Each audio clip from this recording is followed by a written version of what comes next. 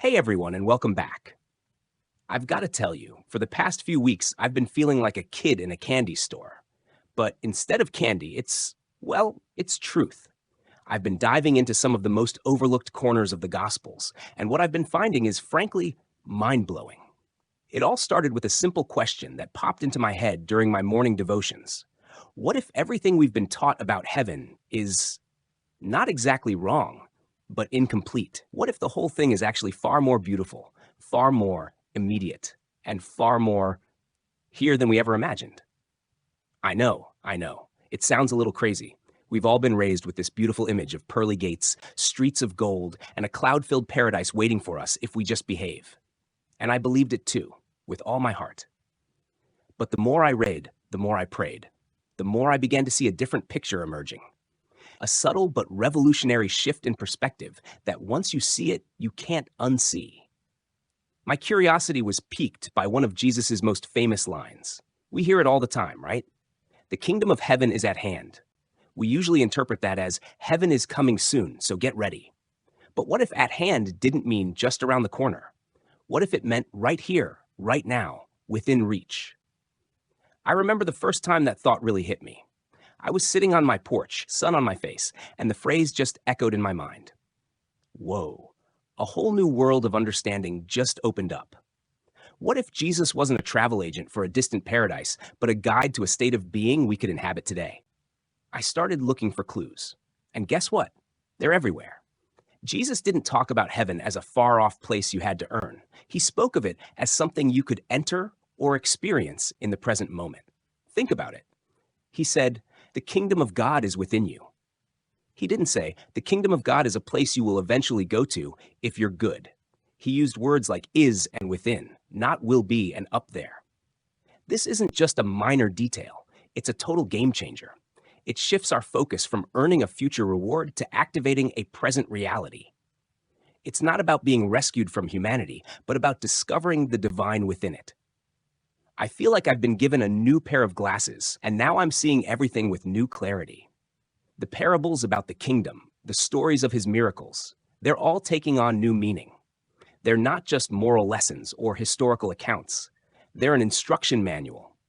They're telling us how to access a higher state of consciousness, a more divine way of being. This isn't just something for monks or priests. This is for you. This is for me. This is for anyone who has ever felt that ache in their soul, that longing for something more. It's the feeling of coming home, not to a place, but to yourself. And I know this is a lot to take in, but I promise you, the deeper we go, the more it all makes sense. If you're loving this journey of discovery as much as I am, and you want to keep exploring these incredible truths with me, do me a favor. Take a moment and hit that subscribe button. It's the easiest way to make sure you don't miss a thing. We're just getting started. The first whisper was this incredible revelation about heaven being within. But what about the other parts of the story we think we know? What about the cross? We see it everywhere, but what if we've completely misunderstood its purpose? What if it's not a symbol of torture, but something else entirely? A blueprint, perhaps? A map? A key to a whole new understanding of what it means to be human? The secrets are hidden in plain sight, my friends. And I, for one, can't wait to keep digging. I feel so excited about this, like I'm on the verge of uncovering something ancient and powerful. So stick with me, because next, we're going to look at the ultimate cover up, the truth behind one of the most powerful symbols in human history. The answers are right there, waiting for us. Okay, so we've established that the kingdom of heaven isn't a destination, but a transformation, a state of being we can activate. But if that's true, it changes everything we thought we knew, especially about the most central symbol of our faith, the cross. For generations, we've been taught it's a symbol of punishment, of sacrifice, of a debt being paid. And while that story holds its own power, I've discovered a deeper, more radical layer to it. A layer that's been hidden in plain sight, woven into the very fabric of our being. I remember the day it all clicked for me. I was in an art museum, staring at a beautiful old painting of the crucifixion. And for the first time, I didn't just see a man on a cross. I saw a map, a spiritual blueprint. It was right there staring at me, and I couldn't believe I hadn't seen it before. Think about it. The vertical beam of the cross. What does it represent? It's our spine, the tree of life, the central column that connects heaven and earth, and the horizontal beam? Your arms, your human reach, your ability to embrace the world, to give, to receive, to interact with everything around you. And at the center of it all, where the two beams meet, is the heart, the place where heaven and earth converge. Wow, just wow. The cross isn't just a historical artifact, it's a map to human divinity. It's a diagram of your own body as a sacred place, a temple. This realization changed everything for me. It transformed the story of Jesus from a tale of someone else's sacrifice to a story of my own potential. Because if Jesus was the path, as he said, he wasn't just showing us how to get to heaven. He was showing us how to become it. His resurrection wasn't about escaping the world, but about embodying a new kind of life in the world. The seed doesn't leave the soil to become a tree, does it? No, it grows from it. And Jesus' resurrection showed us that heaven isn't somewhere we fly away to. It's something we grow into, right here. And this brings us to the most radical, most exciting part of this whole journey, the resurrection. We've been taught it's about life after death. But what if it's really about life before death? What if it's proof that divinity can rise inside a human body? He didn't escape the illusion, he decoded it. And now that code, that blueprint, lives in you. You are a living cross, a breathing temple, a blueprint waiting for one thing, your remembrance. I can just imagine what you're thinking. This is crazy. This goes against everything I've been taught. And you're right, it's a completely different way of seeing things. But isn't it also incredibly freeing? It takes the pressure off of earning your way into a distant paradise and puts the power back into your own hands. It turns every breath, every choice, every moment of peace and compassion into an act of building the kingdom within. This is why Jesus said, "The kingdom of God does not come with observation, for behold, it is within you." And this isn't some new age idea. The ancient mystics, the Gnostics, they knew this. They didn't just worship Jesus, they studied him because they knew he was the metaphor. They understood that the teachings were maps, and the kingdom wasn't a cloud paradise, but a biological awakening. The Garden of Eden wasn't destroyed.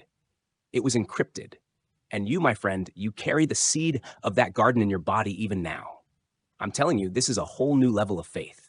A level where you stop waiting to be saved and start realizing you're being initiated. It's an alchemical unfolding. Every shadow you face, every trauma you transmute, every act of forgiveness is a brick in your inner kingdom. And that's why this is so important. If you are feeling this, if something in your soul is saying yes to this, please, please, please subscribe. We have so much more to uncover together, because the next layer of this mystery can't be seen with the eyes. It has to be felt with the soul. And what a feeling it is. The story is just getting more and more exciting, more and more personal.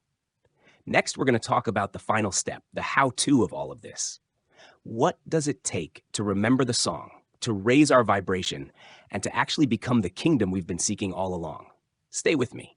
You don't want to miss this. So far, we've gone from the misconception of heaven as a distant destination to the realization that it's a living, breathing blueprint within us. We've explored the cross not as a symbol of death, but as a spiritual map of our divine potential. And now we get to the part that brings it all together, the part that makes this real, not just an intellectual exercise. This is about the vibration of heaven. Think about the feeling you get when you're truly present. Maybe it's on a hike in the mountains, a quiet moment watching the sunset, or a deep, soulful conversation with a loved one. In those moments, do you ever feel a sense of peace, a feeling that everything is just right? That's it. That's the frequency. Heaven isn't about earning a ticket to somewhere else. It's about learning to resonate with a higher state of being. It's a state of coherence between your mind, body, and soul. Jesus wasn't just talking. He was vibrating at this level. He was in harmony with the divine laws. And because of that, he could heal with a word, calm a storm with a single breath, and speak in ways that reconfigured the human spirit. He wasn't obeying the laws. He was in harmony with them. And here's the most shocking truth of all. That same harmony lives in you. It's not about belief, it's about resonance. This is why silence is so powerful. This is why monks retreat into stillness and why Jesus went into solitude before his miracles. Because frequency isn't taught, it's remembered. And heaven as a frequency demands more than faith. It demands stillness. It demands presence. You are not just a person. You are a tuning fork of the sacred. Every time you choose peace over reaction, presence over distraction, you are aligning more fully with the celestial field that Jesus embodied. This is not just poetry, it is prophecy. This is not just metaphor, it is physiology. This is a homecoming. And here's the beautiful part. You're not waiting for heaven to reach for you. It has been reaching for you all along, through the ache in your chest, through the silence between your thoughts, through that sacred longing that never went away. Say this silently to yourself. I am not waiting for heaven. I am the portal. I am the remembering. I am the flame. When you feel this, when you feel that flicker of light in your chest, know that it's not imagination. It's memory. The same light Jesus carried lives in you. He didn't ascend to leave us behind. He showed us what it means to rise from within. It's a second coming, not of a man in the sky, but of a kingdom rising in the human body. And this is what I want to leave you with. This is not just a video. This is a remembering. You are not separate from the divine. You are not a visitor to the temple. You are the temple. And the kingdom you've longed for was just waiting for you to awaken it. If something in this story stirred you, don't keep it to yourself. Don't let this memory get buried. Like this video, not as an approval, but as an activation. Comment, I am the kingdom below, and let the algorithm feel what's waking up. And most importantly, share this with someone who needs to hear it. Don't share it as content. Share it as a sacred code to another seeker. And if you're ready to continue this journey of remembering, to unfold into the light that's rising inside you, subscribe not to a channel, but to your own unfolding. Because the greatest story ever told is just beginning. It's your story, and it's a beautiful, beautiful thing.